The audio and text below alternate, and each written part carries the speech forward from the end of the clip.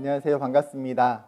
오늘은 6월 8일 월요일 날마다 주께로 큐티 가이드를 함께 나누려고 합니다. 오늘 본문은 이사야서 44장 1절부터 8절까지의 본문입니다. 6월 5일 금요일 이사야 43장 후반부에 보게 되면 하나님은 이스라엘의 죄를 지적하시면서 그들이 온전히 하나님을 찾지 않았고 그들이 또 온전히 하나님께 제사하지도 하나님께 예배하지도 않았음을 그들에게 이야기하십니다.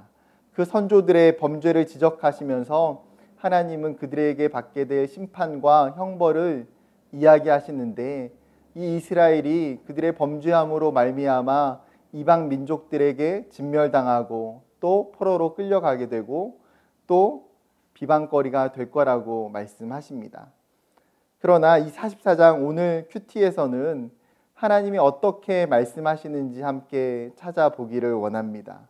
오늘 큐티를 하면서 중요한 포인트가 있다면 바로 정체성을 찾는 것입니다. 첫 번째 정체성은 이스라엘의 정체성이 어떠한 것인지, 두 번째 정체성은 하나님의 정체성을 찾는 것입니다. 먼저 이스라엘의 정체성, 하나님이 어떻게 이스라엘을 지금 부르고 계시는지, 하나님이 이스라엘을 부르시는 호칭에 대해서 눈여겨볼 필요가 있습니다. 바로 1절과 2절에 나타나 있는데요. 여러분 찾으셨나요? 바로 나의 종 야곱, 내가 택한 이스라엘아. 하나님은 그 이스라엘을 부르시면서 엄청 소중하고 엄청 특별한 관계임을 이야기하십니다.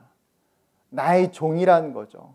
너희가 바벨론의 포로로 끌려갈지라도 그 바벨론에서 바벨론의 종으로 살아가는 것이 아니라 여전히 너희는 나의 종이다. 하나님의 종이라는 것은 온전히 하나님만 섬겨야 하고 그러므로 말미암아 하나님의 보호하심과 하나님의 돌보심을 받는 대상이라는 것입니다. 뿐만 아니라 그 이스라엘을 하나님이 내가 너희를 택하였고 내가 너희를 불렀던 특별한 백성이고 민족이라고 말씀하십니다. 심지어 2절을 보게 되면 굉장히 눈에 띄는 단어가 있습니다. 여러분 어떤 단어인가요? 내가 택한 여수르나. 날마다 주께로 왼쪽에 보게 되면 묵상을 위한 용어 해설에 이렇게 이야기합니다. 여수르는 바르다, 평탄하다, 정직하다라는 의미에서 유래된 단어로 올바른 자, 정직한 자를 의미하는 표현입니다.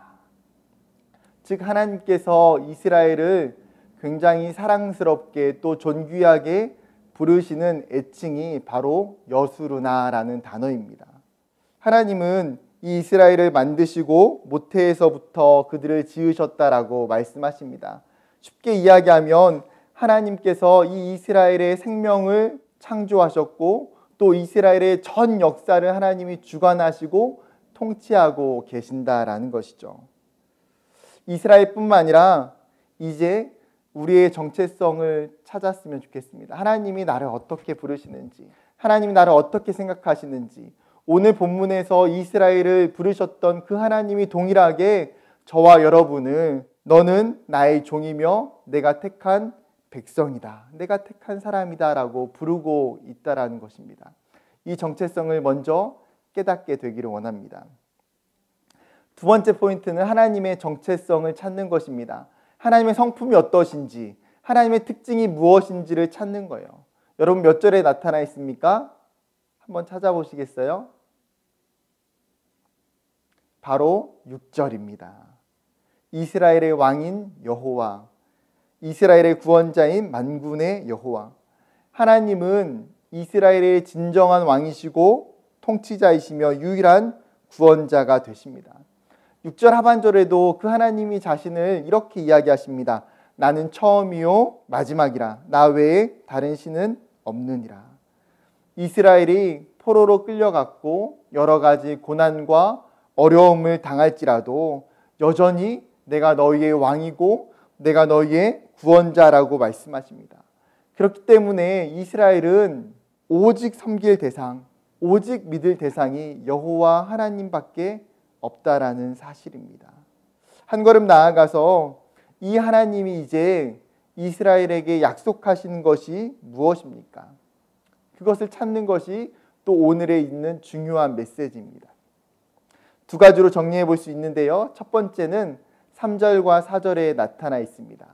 즉 하나님의 회복입니다. 목마른 자에게 물을 주고 마른 땅이 시내가 되어 흐르게 하여 나의 영, 성령을 내가 너희에게 부어주겠다라고 하나님이 약속하고 계십니다.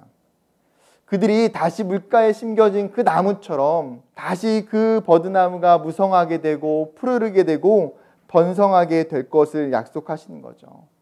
사랑하는 여러분, 인간의 목마름을 해결할 수 있는 유일한 것은 여호와 하나님밖에 없습니다. 그 여호와 하나님이 우리의 생수의 근원이시고 생명의 근원 되시는 물이십니다. 그 하나님께 나아갈 때에 오직 회복을 경험할 수 있게 되는 거죠. 저와 여러분의 삶이 때로는 힘들고 고난이 오고 어려울지라도 그 하나님 앞에 설 때에, 그 하나님 앞에 나아갈 때에 하나님은 반드시 이스라엘에게 말씀하시고 허락해 주셨던 그 약속처럼 우리에게도 회복을 허락해 주실 줄 믿습니다. 두 번째 하나님의 약속은 8절에 있습니다. 여전히 너희가 하나님의 증인이라는 것입니다. 이스라엘은 수많은 과거의 역사 속에서 하나님의 예언과 하나님의 구원을 경험했던 증인입니다. 출애굽부터 사사시대와 왕정시대를 거쳐가면서 하나님이 그들에게 끊임없이 예언하셨고 하나님이 그들의 인생들을 이끌어 가시면서 하나님은 수많은 기적과 수많은 역사들로 그들에게 찾아가셨고 나타내 주셨습니다. 지금도 여전히 하나님은 이스라엘을 증인으로 삼으십니다. 내가 너희의 삶 가운데에 살아있음을, 내가 너희를 통해서 하나님의 역사와 기적을 드러내신다라고 말씀하고 있습니다. 그 이스라엘뿐만 아니라 이제 하나님은 우리도 하나님의 증인으로 삼으십니다. 하나님의 살아계심을 우리에게 경험하게 하시고 하나님을 우리가 볼 수 있도록, 또 우리가 경험하고 우리가 체험했던 그 하나님을 이제 증인으로 말미암아 믿지 않는 세상에게, 믿지 않는 사람들에게 드러내고 나타내고 이야기하기를 원하시는 줄 믿습니다. 오늘 묵상을 정리해 보면 두 가지입니다. 첫 번째는 정체성을 회복하는 것이고요. 두 번째는 하나님의 약속을 기억하는 것입니다. 그 하나님의 약속을 기억하고 그 하나님의 약속을 붙들므로 말미암아 이제 우리가 어떻게 살아야 되는지 구체적으로 묵상하며 적용하는 저와 여러분 되었으면 좋겠습니다. 감사합니다.